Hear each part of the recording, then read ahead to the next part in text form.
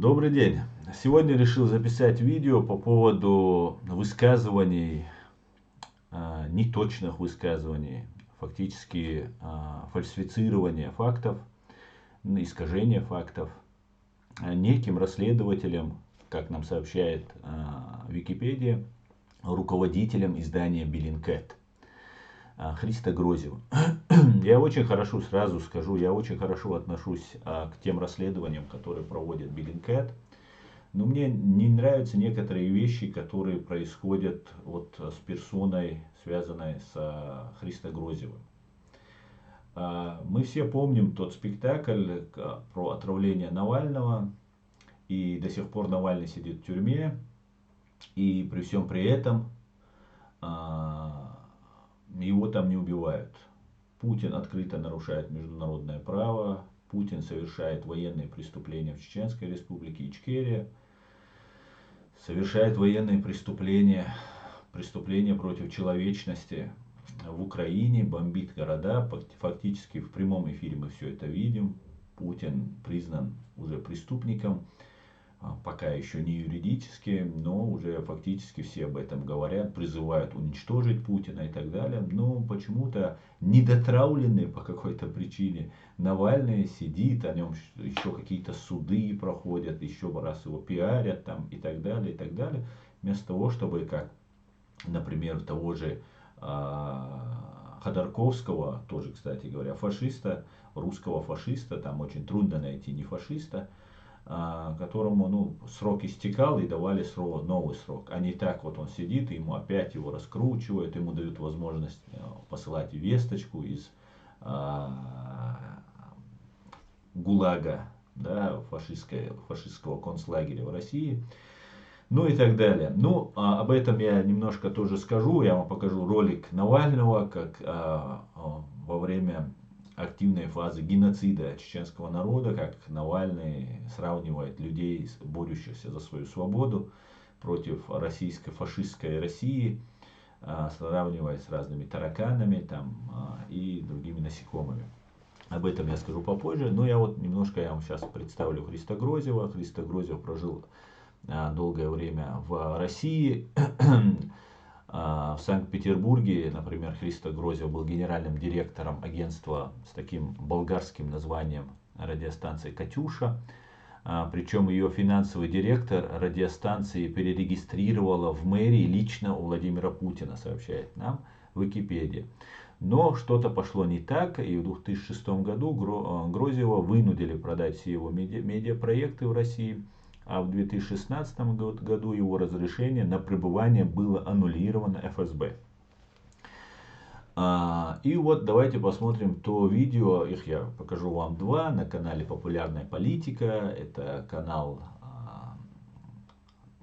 друзей, да, соратников Алексея Навального и фашиста, все вы увидите.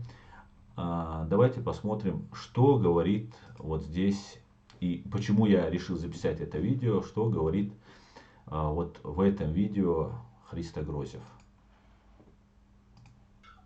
Есть доказательства уже, есть кадры, которые показывают, что даже в тылу есть определенная группа, очень много из них кадыровцев, которые следят за тем, чтобы никто не возвращался вообще, и когда видят российские солдаты, которые возвращаются назад к границе, они по ним начинают стрелять. То есть я не вижу ситуации, в которой безопасно можно вообще вернуть кого-либо из уже дислоцированных. Здесь речь идет о том, что Христо Грозев нам сообщает, что есть заградотряды, которые всегда были в русской армии, в советской армии, в российской, сегодняшней армии. Они действовали в Чечне. Всех, кто не соглашался воевать, они сами расстреливали, и это распространено в России. Но почему-то Христо Грозев вот этот факт не упоминает, а говорит, что кадыровцы расстреливают тех, кто хочет уйти. Вы знаете, как я отношусь к кадыровцам, как отношусь к фашистской России и всем, кто ей служит. Ну вот упоминание именно, что кадыровцы, да, являются таким препятствием, это наталкивает нас на мысль, что вот именно чеченцы мешают, кадыровцы, да, мешают уйти этим людям с войны. Хотя я уверен, что не только чеченцы, он сам об этом тоже говорит, но почему-то большинство говорит, это кадыровцы. Христо Грозев, вам и вашему дружку Навальному хочу сказать, что вы определитесь, вы как в том анекдоте, вы или крестик оденьте, или штаны оденьте, или крестик снимите, да? Потому что не получается так, что мы как бы и чеченцы какие-то отдельные, и одновременно мы россияне, которые и россияне часть России.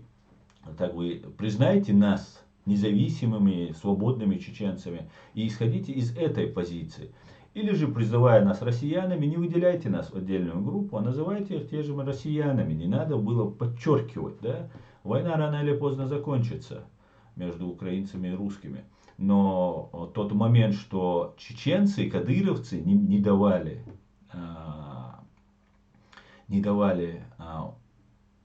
тем, кто не хочет воевать, уйти с этой войны, это останется.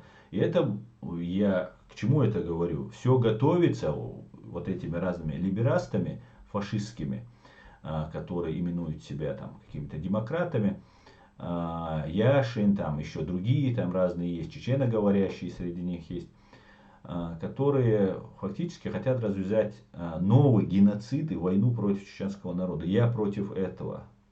Я не против того, чтобы кадыровцы уехали жить в Россию, жили в России, но я против того, чтобы фашистская Россия устроила новый геноцид в нашей стране.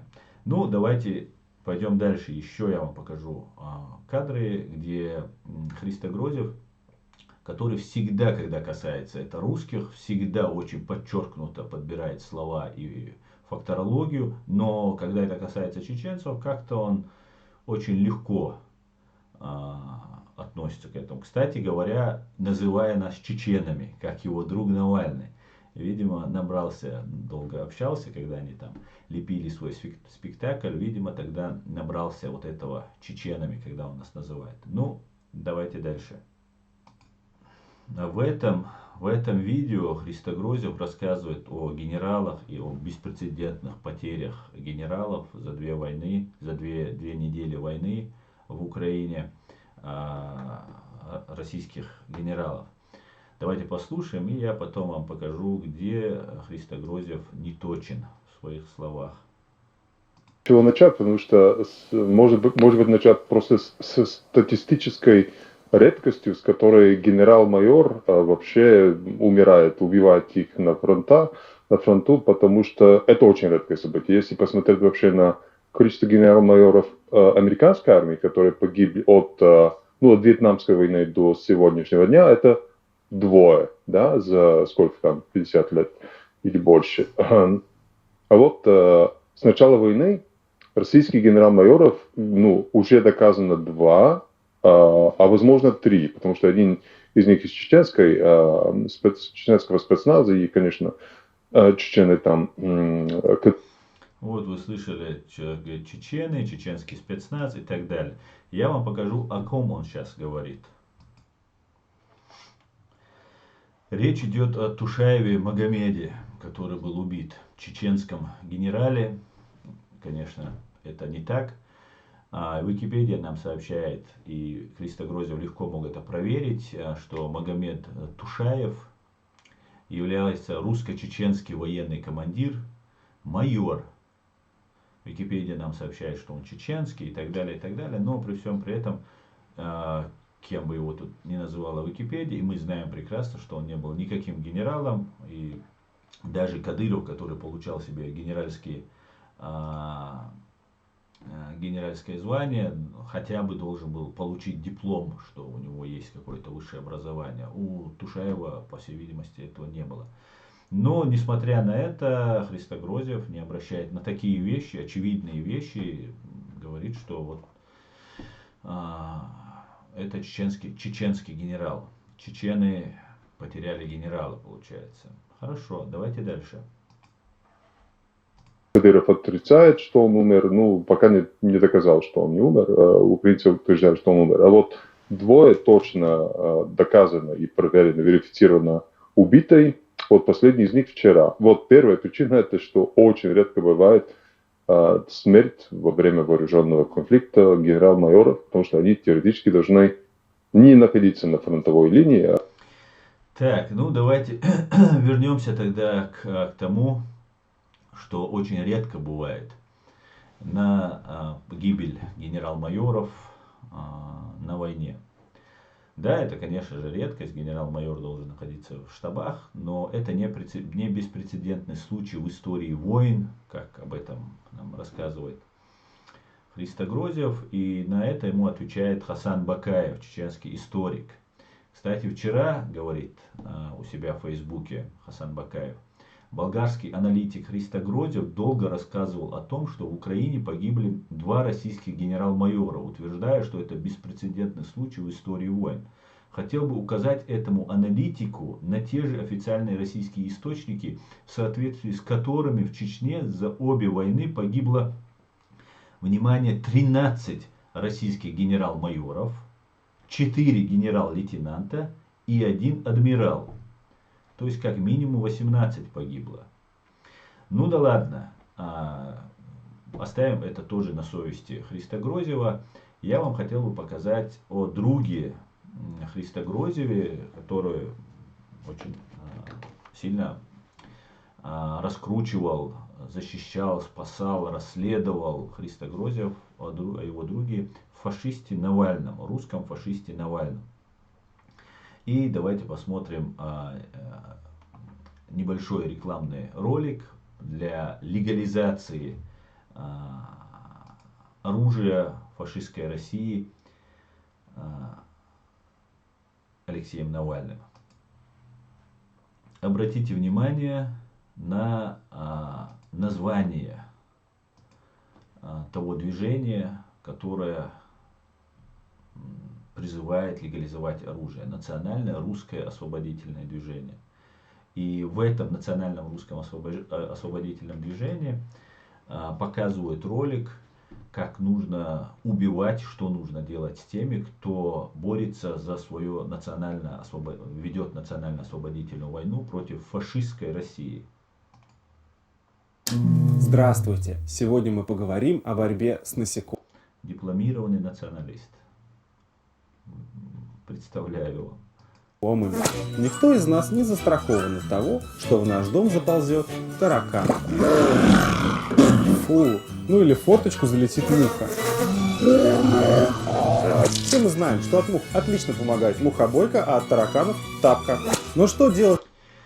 Здесь я бы хотел из своей жизни рассказать историю. Когда я учился в Санкт-Петербургском государственном университете, и мы проживали в общежитии на Добролюбово, там к нам наведывались как-то, и не только к нам в общежитие, наведывались русские националисты, друзья вот этого фашиста Навального. И они расклеивали по общежитии, ну и били, кого им получалось побить. С нами у них это не получилось, но иногда у них это с другими получалось. Расклеивали объявления, где русский богатырь из России метлой метет вот тех самых мух, тараканов, гусениц и других насекомых в попахах, с кинжалом, с усами, там, с бородой. И русский богатырь вот с метлой стоит, и такая пунктирная граница Россия и Тюркестан. И вот он метет в этот Тюркестан. Тогда я первый раз познакомился с коллегами Алексея Навального в Петербурге. И вот на этом видео вы можете видеть, как Homo sapiens bespredelius называет он вот этих людей, которые борются от фашистской России. После этого нам кто-то предлагает поверить, что Алексей Навальный борется за свободу людей там, и так далее, и так далее. И это является, этот человек или это существо является, которое, кстати, ни разу не извинилось, ни он не извинился, ни его вот эти друзья, дружки, которым вручают премии какие-то, Европейский парламент там, и так далее, и так далее. Никогда не извинялся ни перед чеченцами, ни перед кавказцами за это, за все. И продолжает в том же духе. Но поддерживает таких же агентов, которые являются и проповедуют ФСБшную линию против чеченского народа. Ну, давайте досмотрим этот прекрасный ролик. если таракан окажется слишком велик, а муха не в меру агрессивна.